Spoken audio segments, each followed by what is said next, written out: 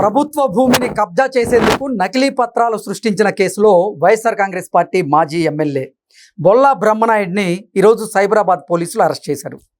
కాంచీపురంలో అరెస్ట్ చేసి హైదరాబాద్కి ఆయన్ని తరలిస్తూ ఉన్నారు. అసలు ఈ ఘటనలో ఈ కేసులో ఏం జరిగిందనేది ఒకసారి మనం పూర్తి స్థాయిలో విశ్లేషణ చేసుకుందాం. ప్రస్తుతం మనతో పాటు ఉన్నారు తెలుగుదేశం పార్టీ రాష్ట్ర అధికార ప్రతినిధి సూర్యదేవర్ లత గారితో మాట్లాడదాం.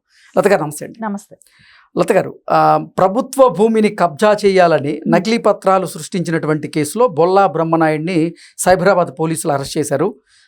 కాంచీపురంలో ఆయన అరెస్ట్ చేసి హైదరాబాద్కి తరలిస్తూ ఉన్నారు.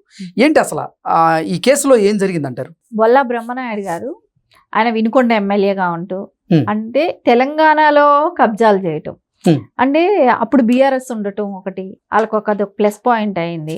సరే ఉన్నా కూడా ఇంత పెద్ద భారీ మొత్తంలోది ఇంత అంటే కొన్ని వేల కోట్లు కదా, 10 ఎకరాల భూమి అంటే చాలా పెద్ద. ఇప్పుడు 100 కోట్లు దాటుతున్నాయి, 200 కోట్లు కూడా అని చెప్పి ఎకరం అని చెప్పేసి నిన్న 237 కోట్లు రాయదుర్గంలో ఒక ఎకరం పలికింది. అది ప్రభుత్వ వేలంలో అంటే ఇంత స్థాయిలో అనేది కొన్ని వేల కోట్లు చేసే భూమిని కబ్జా చేస్తుంటే బీఆర్ఎస్ గవర్నమెంట్ ఎలా ఉన్నది. ఈ రోజు కాంగ్రెస్ వచ్చాక అది బయటపడటం కానివ్వండి, దాని తాలూకా విషయాలన్నీ ఇప్పుడు మనకు తెలుస్తున్నాయి. మీరు ఇవి చూడండి, ఇవన్నీ కూడా మీరు బొల్లా బ్రహ్మనాయుడిని ఇప్పుడు కాంచీపురంలో వెళ్ళి అరెస్ట్ చేయటం, హైదరాబాద్ పోలీసులు వెళ్ళారు, అక్కడ అరెస్ట్ చేశారు, తీసుకొచ్చారు. కానీ ఈ ఇష్యూ అంతా మీరు కొద్ది రోజులుగా చూస్తే ఎక్కడ తెలంగాణలో మటుకు ఎవరు మాట్లాడటంలా, ఏంటో సైలెంట్ గా నడుస్తుంది వర్క్. అంటే ఇప్పుడు మాట్లాడేటప్పుడు పార్టీలు అయితే పెట్టకూడదు అని మాట్లాడుతున్నారు. పవన్ కళ్యాణ్ గారు పార్టీ పెట్టారని చెప్పేసి సోకాల్ మీడియా అంతా రౌండ్ టేబుల్ మీటింగ్ పెట్టుకొని ప్రెస్ క్లబ్బుల్లో పెట్టి ఇవన్నీ హడావుడి చేస్తున్నారే. ఇది ఎలా జరిగింది? ఈ 1000 కోట్ల స్కామ్ ఏంటి? ఆ బొల్లా బ్రహ్మనాయుడు ఎవరు? ఎందుకు ఇంత పెద్ద స్కామ్ జరిగింది? దాని చుట్టూ ఎవరున్నారు? దాన్ని ఎవరు చేయించారు? ఏ పీరియడ్ లో జరిగింది? ఎట్లా జరిగిందని దీని గురించి ఒక్కళ్ళు మాట్లాడటం లేదు. ఎందుకు? అసలు వైకాపా ప్రభుత్వ హయాంలో జగన్మోహన్ రెడ్డి గారు ముఖ్యమంత్రిగా ఉన్న సమయంలో అధికారాన్ని అడ్డం పెట్టుకొని కొంతమంది జగన్మోహన్ రెడ్డి టీంతో పాటుగా ఆ పార్టీకి చెందినటువంటి ఎమ్మెల్యేలు చేసినటువంటి అవకతవకలు, అవినీతి ఒక్కొక్కటిగా బయటకు వస్తూ ఉన్నాయి. నిజంగా మనం చూస్తూ ఉన్నాం. మద్యం కుంభకోణం చూసాం, ఇసుక, అలాగే ఇటు మైనింగ్ సంబంధించి ఇలా రకరకాలుగా వాటిలో జరిగినటువంటి కుంభకోణాలు ఒక్కొక్కటిగా బయటకు వస్తున్నటువంటి నేపథ్యంలో బొల్లా బ్రహ్మనాయుడు గారు అసలు గండిపేటకు సంబంధించి అక్కడ ఉన్నటువంటి ప్రభుత్వ భూమిని ఆయన నకిలీ పత్రాలు సృష్టించి కాజేయాలనుకోవడం, కబ్జా చేయాలనుకోవడం ఏంటి? అసలు దీన్ని ఎలా చూడాలి? అంటే అధికార దుర్వినియోగానికి పాల్పడుతున్న వీరి మీద ఎటువంటి చర్యలు తీసుకోవాలంటారు? అంటే ఆ రోజున ఉన్న గవర్నమెంట్ ఏది, సో ఎవరితో అది కుమ్మక్కై చేశాడు, ఇవన్నీ కూడా తెలియాల్సిన అవసరం ఉంది. ఎందుకంటే త్రూ తెలంగాణ గవర్నమెంట్ కూడా దీనికి అంటే వాళ్ళు ఇన్వెస్టిగేషన్ స్టార్ట్ చేయబట్టే అరెస్ట్ చేయడానికి వెళ్ళారు, ఇవన్నీ జరిగింది. నేననేది ఏంటంటే ఇప్పుడు ఇంత పెద్ద స్కామ్ జరిగినప్పుడు వీళ్ళంతా ఎవరు స్పందించట్లేదు ఏంటి అని తెలంగాణలో ఉన్న నాయకులు ఎందుకు స్పందించట్లేదు? దీని గురించి ఎందుకు నిలదీయట్లేదు? ఏం తెలంగాణ ప్రజల సొమ్ము కాదా ఇది? తెలంగాణ ఆస్తుల్ని ఇలా ఎవరో బయట వాళ్ళు వచ్చి ఇలా కబ్జా చేస్తే ఎలా ఉంటున్నారు? ఆంధ్రప్రదేశ్కి చెందినటువంటి బొల్లా బ్రహ్మనాయుడు ఆయన అసలు తెలంగాణకు వచ్చి తెలంగాణలో అందులోనూ గండిపేట దగ్గర ఉన్నటువంటి ప్రభుత్వ భూములను ఆయన నకిలీ పత్రాలు సృష్టించి కాజేయాలనుకోవడం వెనక ఆయనకి ఎవరన్నా సహాయ సహకారాలు అందించారా?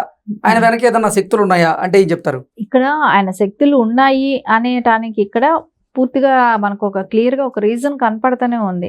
సో ఆ రోజునున్న బీఆర్ఎస్ గవర్నమెంట్ ఏదైతే ఉందో, సో వాళ్ళకి తొత్తుల్లాగానే పనిచేశారు కదా.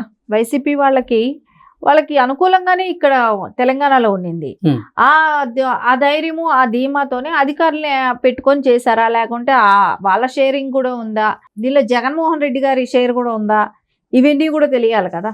సో ఇప్పుడే దొరికాడు కాబట్టి కాంచీపురంలో పట్టుకున్నారన్నారు, ఇప్పుడు హైదరాబాద్ తీసుకొచ్చి ఉంటారు. సో అక్కడ తీసుకొచ్చిన తర్వాత ఇన్వెస్టిగేషన్ లో దీని వెనకాల ఎవరెవరు ఉన్నారు, సో ఒకళ్ళే ఇంత వేల భూములు ఒక ఎమ్మెల్యే స్థాయి వ్యక్తి చేయగలడా అంటే చేయటం కొంచెం కష్టమే. అంటే బొల్లా బ్రహ్మనాయుడు కుమారుడేమో అసలు మా ఫాదర్ ఎటువంటి తప్పు చేయలేదు అన్నట్టుగా ఆయన మీడియా ముఖంగా మాట్లాడేటువంటి ప్రయత్నం చేస్తూ ఉన్నాడు. ఏంటి దీన్ని ఎలా చూడాలంటారు? అంటే దొరికే వరకు ఎవరైనా దొంగలు కాదనే చెప్తారు. దొరికిన తర్వాత అంతా నిజ నిర్ధారణ అయ్యే వరకు అయితే వెయిట్ చేయాలి. సరే ఇవాళ ఇప్పుడు అరెస్ట్ వరకు వెళ్ళారు, వేరే రాష్ట్రాలంతా చూసారు, ఆంధ్రాలో దొరకలేదు. సో ఈ రోజున తమిళనాడులో దొరికాడు. సో అనుకున్నది తెలంగాణలో కూడా ఉండొచ్చని సో ఇవన్నీ దొరకనప్పుడు ఈ రోజున తమిళనాడు వరకు వెళ్ళి పట్టుకున్నారు అని అంటే న్యాయం అనేది ఎక్కడో ఒక చోట వాళ్ళకి ఫేవర్గా ఉంది గవర్నమెంట్కి. సో అందుకని ఎదుగుతున్నారు, పోలీసులు ఈరోజు పట్టుకొచ్చారు. అదే బొల్లా బ్రహ్మనాయుడికి ఏదైనా వాంటెడ్లీ ఇరికిచ్చారు అని అంటానికి, ఇరికించడానికి ఆయనకి ఏముంది ఇక్కడ? ఒక విషయం, ఆయన ఏమైనా ఇక్కడ రాజకీయ పార్టీలో ఉన్నాడా? ఆయన మీదకి ఎవరైనా కావాలనే వాంటెడ్లీ ఎందుకు ఇబ్బంది పెడతారు? అంటే వినుకొండ అసెంబ్లీ నియోజకవర్గంలో కూడా బొల్లా బ్రహ్మనాయుడు తన అధికారాన్ని అడ్డం పెట్టుకొని కొంతమేరకు ఆయన భూముల్ని కబ్జా చేశారనేటువంటి ఆరోపణలు కూడా ఆయన మీద వినిపిస్తూ ఉన్నాయి. మరి దాని గురించి ఎంక్వైరీ జరిగేటువంటి అవకాశం ఉంటుందంటారా దీని ప్రకారంగా? అంటే అది ఆంధ్రప్రదేశ్ గవర్నమెంట్ ఉంది కాబట్టి అక్కడ గవర్నమెంట్ అది చూసుకుంటుంది. కాకపోతే ఇప్పుడు ఇక్కడ తెలంగాణకు సంబంధించిన ఆస్తులు కాబట్టి తెలంగాణ గవర్నమెంట్ చూసుకుంటుంది.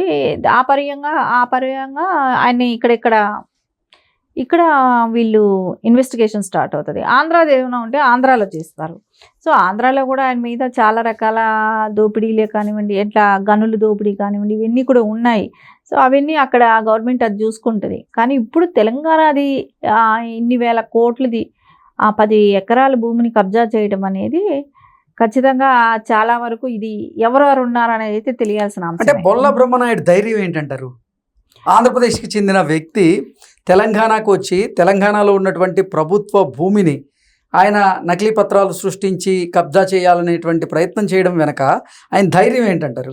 మీకు ఇక్కడ ఒకటేనండి, ధైర్యం ఉందంటే జగన్ అన్న ఒకటే అన్న చూసుకుంటారు. ఇక్కడ గవర్నమెంట్ ఆ రోజున ఉన్న గవర్నమెంట్ అధికారులు సపోర్టు లేనిదే వాళ్ళు ఎందుకు వచ్చి చేస్తారు? ఇక్కడ వరకు ఎట్లా చేయగలుగుతారు?